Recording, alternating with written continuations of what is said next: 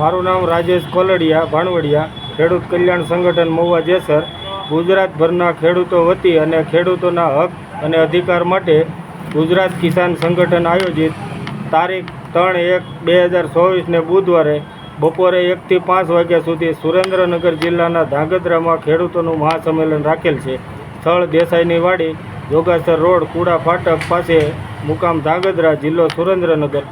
આ મહાસંમેલનમાં દિલ્હી આંદોલનના સંયુક્ત કિસાન મોરચાના અનેક ધુરંધર ખેડૂત નેતાઓ હાજરી આપશે. તેથી આપણા ભાવનગર જિલ્લાના ગામે ગામથી ખેડૂત ભાઈઓને 3 જાન્યુઆરીએ ધાંગધ્રા પધારવા ભાવભર્યું જાહેર આમંત્રણ. તેમજ સંમેલનમાં લડાયક ખેડૂત નેતા અને ખેડૂત કલ્યાણ સંગઠનના પ્રદેશ પ્રમુખ ભરતસિંહ વાળા તરેડી અને જિલ્લાના ખેડૂત અગ્રણીઓ ઉપસ્થિત રહેશે.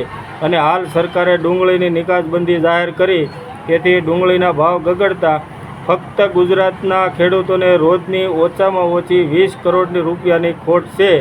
તેથી સરકાર વહેલી તકે ડુંગળીની નિકાસબંધી હટાવે અથવા 1 મણ ડુંગળી 1000માં ખરીદો તેમજ કપાસની આયાત બંધ કરો, તો દેશના ખેડૂતોને 1 મણ કપાસનો ભાવ 2500 આસાનીથી મળે તેમ છે. તો આયાત શા માટે? આ વર્ષે ખેડૂતને 1 મણ કપાસ પકવતા 2268 રૂપિયાનો ખર્ચ થયેલ છે.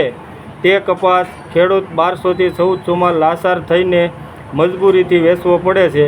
તેથી ખેડૂતોની માંગણીઓ પ્રમાણે 10 દિવસમાં સરકાર ઉકેલ લાવે, અન્યથા ધાંગધ્રાની ધરા પરથી 10 દિવસ પછી ગુજરાતભરના ખેડૂતો કપાસ, ડુંગળી, સિંગ, દૂધ અને શાકભાજી એવી કોઈપણ જણસી વેચશે નહીં, તેવી ભીષ્મ પ્રતિજ્ઞા ધાંગધ્રામાં લેવા છે. જય જવાન, જય કિસાન.